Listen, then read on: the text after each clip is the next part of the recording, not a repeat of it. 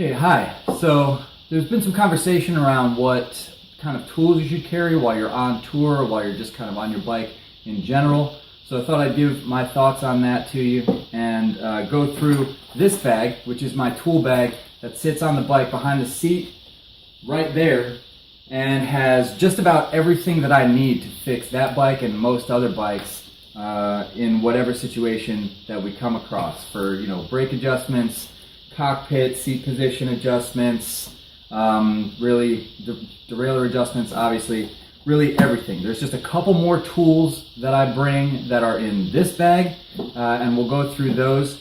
But let's start by going through here, and we'll talk about what I've got and talk about how I came to the conclusions of what I was going to carry. And then maybe that'll help you as you're figuring out what toolkit you're going to have on you. So in this bag, I've got this little mound of plastic, which is a bunch of different fasteners. We'll go through that in just a second. And then a whole mess of other stuff, like a good monkey wrench, like so, tire pressure gauge for Presta and Schrader. If you have a good gauge on your pump, you may not need one of those at all. And then all this stuff. So what we have here is a patch kit, super useful to have. A lot of little tiny kinds of wrenches. These are basically 8, 10, and then 13 and 11 millimeter that turn all the little nuts and bolts and all the things that clamp cables into your derailleurs or your brakes. Those might be Allen wrenches, or they might be one of these, probably the 10 millimeter. Some of your rack fasteners will have bolts on the back. Mine do, because I didn't have like rack bosses all over the place on the bike. So in a couple places I used little like P-clamps with rubber on them, and that has a nut on the back. So when I'm tightening it down with the Allen, I need one of these to kind of hold that in place. So those are helpful. That's trash, we don't need that. This is an Allen wrench that I picked up on the road. I can probably lose those because I have one of these, and this is all of my Allen wrenches. This is everything from taking the crank bolts out all the way down to mini stuff that you really rarely touch.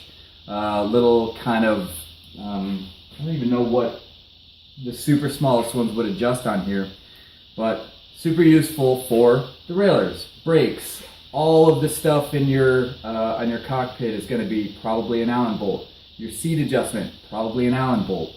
Also has a T25 Torx and then a Phillips and a flathead screwdriver. Those are also helpful. But it all fits down into a small bike tool like this. Tire levers, carry more than one. I can get a tire off because I've been doing it for a long time, but some people like to have 2 or 3 in a couple different places around the rim. The little hook is to hook that into your spokes so that holds it in place while you're playing with another spot. And the more of these you have, kind of the better. They're very light and they're really robust, and they're just good to have on hand. This is a chain tool. There's a couple different kinds of this. There's smaller versions. There's way bigger, like pro level versions. I kind of went middle of the road, and that's always going to be useful to have in case you break a chain. You need to make your chain longer, shorter. If you change your chain rings at all, that's a good situation in which you're going to need to deal with your chain length. Or if you change the cassette on the back of your bike, you set off on tour and then you figure out that you don't have enough gear. Changing a cassette's a pretty fast, easy way to get a little more gear if you get a bigger inner one, the biggest one. But again, you need to look at maybe adding a few links, or if you get rid of that, you can take a few links out. And just straight up, if you break a chain, you can take a few links out, put the chain back together, and keep riding, even though you might lose a little bit of that flexibility kind of on the highest, in your highest gears. That right there is a spoke tool for just about every spoke size, so I can fix any truing issues that I have on the bike. I don't worry about not having one of these bad boys, which is a big truing stand that you basically mount to a bench somewhere in your shop. It helps you true wheels really accurately and build wheels in it so that you know that they're straight to the hub. When you're out on the road, I don't even advocate bothering to think about that. Just true your wheel to your brakes, or just eyeball it to the center of whatever the fork is, or whatever the rear triangle of your seat stays are. Your seat stays are this one right here. So as those come down toward the wheel, just eyeball where the center of that is and make your adjustments, or adjust your rim to where your brakes are at. This right here is maybe an unnecessary one for most people. This thing is a crank extractor. This you need to put in to the crank after you take the bolt out, because the crank is press fit onto the bottom bracket. And if you need to get that thing off, you basically need one of these, or you need to wiggle the hell out of it and hope that it comes off for like a half hour, because it's really on there most of the time. That one is highly optional. I did find use for it a couple times on my last tours, but again, that one is kind of pretty specialized. There are things that I don't bother bringing, and in another way of thinking, this could be one of the things that I say, all right, well, I don't really need that. I don't bring anything to adjust the headset or the bottom bracket, and I don't bring a cassette extraction tool. Like, I don't bring a cassette lock ring tool or a chain whip or anything to get that off. If something is going bad with those big things, the bottom bracket, the headset, or if it's bad enough that I need to get the cassette off, I'm going to a bike shop for that. I could carry all that stuff, like here's a lock ring tool. I could carry a chain whip, but like it's kind of a big thing, you know, like I don't really want to lug this around. There's a lot of things that are really convenient, you know, this really sweet cable snips and pedal wrenches and stuff, but these are huge. You don't want to carry these. So I just kind of come to that conclusion. There's things that I'll do on the bike, anything that I can adjust a little, or if I need to do a disassembly to go into a shipping box or something, I can absolutely do all of that with this stuff right here. Again, this is a pressure gauge that's optional. I've got my pump on the bike. It doesn't have a gauge on it. That's why I carry this. And I can check it for other people because it does both kinds of valves. But if you don't care and you want to just go by feel, or if your pump has a gauge on it, then you don't need one of those. In here, this little tricky plastic bag, it's just a whole bunch of fasteners, little washers, little tiny M6 screws, different kinds of things that hold the racks onto the bike, anything that might rattle and fall out, little like nylon lock nuts for these things, just to have extras. And that might seem like overkill, like, you know, like some of this stuff, but I went through about a bag and a half worth of fasteners for other people when they had stuff shake out of their bikes on a tour this past summer, and those are worth their weight in something that's way more valuable than gold. These are worth their weight in, you know, moon dust or something. And you can get those basically at any hardware store. If you don't know what bolts you need for like you're looking at some specific thing on your front rack, for example. Okay, well, what's this bolt? I don't know. Take it out of the bike and take it down to the hardware store, and you'll find it really easy to be able to kind of go around and match it up. They'll have little gauges at the hardware store where you can figure out the thread pitch and the size, and you can bring your tools even if you want to match up your kind of cap size. These are all 6 mil.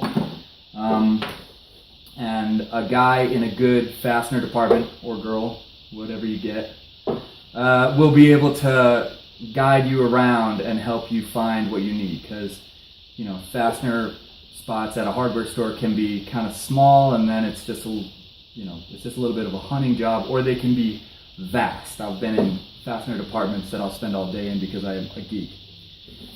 A couple other things that I bring that I carry in the front trunk bag that goes here.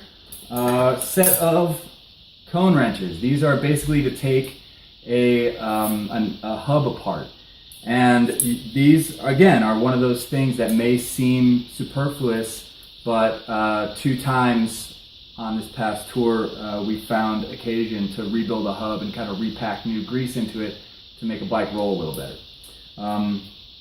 Highly optional, but you need them to be flat. That's what's special about them. They're very thin. They're not like a regular wrench. They're just super skinny because the way the nuts jam together in there, there's not a lot of room to be spinning wrenches against each other. Electrical tape. Another thing that's worth its weight in gold. Good to have around. Spare brakes. And then these are a couple of multi-tools. Optional, but good to have because these will generally have needle nose pliers on them and a couple different kinds of knife. And both of those things are very valuable to have. This one is kind of huge. This is a much slimmer, lighter version of that, but it still has all the same stuff. It's got needle nose, it's got knives. They're super useful and you find use for them. If not, working on the bike and doing stuff like pulling cable tight when you're fixing brakes. Pull the cable, turn your Allen wrench, and then you get your brakes adjusted, or using the knife to, make something to eat. It's super flexible and handy. Zip ties. Carry zip ties. You are also going to probably want to carry some kind of chain lube. There's a lot of different solutions for this. I've got a bottle of Tri-Flow, obviously.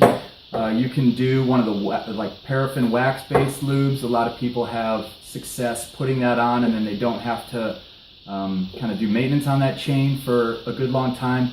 I end up touching my chain every couple days with this because I don't mind doing maintenance a little more often, and I think it works great.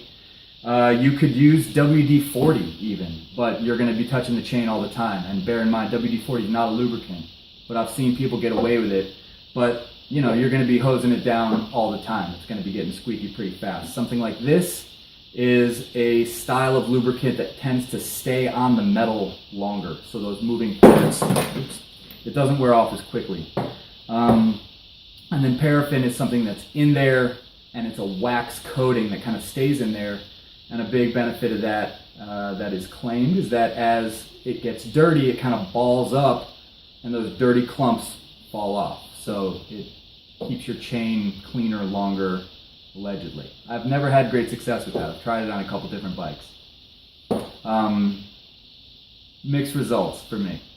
So that's what I carry. And the way that I came, this is the core of the kit right here in this bag. And the way that I came to figure out what I needed to bring was working on the bike and putting the bike together. Get your bike, maybe you don't have a stand, but whatever you need to do, put your racks on, change your brakes, change your handlebars, put a new seat on, anything that you need to do, grab that tool, do it on the bike, and then put it down over here. Grab that tool, use it on the bike, and put it down over here. And then over time, what you want to get yourself, the direction that you want to go in is start putting those things in this bag and only work out of this bag. Because then you will come up into a situation where, oh, I need to do a thing to the bike that I don't have in this bag. So you grab the tool and you put it in the bag. And everything that you need eventually will be in the bag. And the other side of that is nothing that you don't need will be in the bag. That's the other benefit. Like these huge things that we already showed you, or like really big, badass like Allen wrenches. Like this is a set of Allen wrenches, and this is a set of Allen wrenches. But guess which one's more useful on the bike when you're on the road? It's more wrenches and it's more compact. So you don't bring that one. Get yourself to where you're just dealing with and using the tools that are in your bag on your bike all the time, and it'll become real obvious real fast what you do have and what you don't have, and the things that you can do and the things that you can't get away with. And then you start to make those calls like, oh, I can't get my cranks off because I don't have one of these little trick crank arm pullers. Do I need that? I'm not sure. How many times do you need to get your cranks off? Maybe not that many. So you don't have it. So I don't carry it around. But if I have done it once or twice, just in the time that I was building the bike, oh, I do want that in here. So you can just kind of make that choice in real time and on the fly. And that's it. That's a pretty good overview of how I came to this conclusion right here. And that's basically for this specific bike. I bought some of these fasteners specifically because not only do they work with the bike, but they work with these tools. I made sure to have my Allen wrenches with me when I was going and buying these fasteners to say, oh, do I have one that'll fit this? Yes, I do, and that'll fit on my bike, so I'll buy a dozen of those. And same with the little lock nuts. I brought my little wrenches. Is it a 10 mil nut? Yup, okay, great, I got a wrench for that. Also, you can have, once you get your kit together and you're using it all the time, you can go through a process where you kind of find greater efficiencies or better tools to carry around. Because this could be a wrench this long and it could do only one function, but this is a very small, very slim 10 millimeter wrench that is very light. So I went from a really conventional kind of box wrench to this thing when I found it. I just found this at a hardware store in a kit of them. That's why I have more than one. I bought the whole kit. If you find an improved thing, great. Throw the other 10 millimeter out and bam, you just upgraded yourself.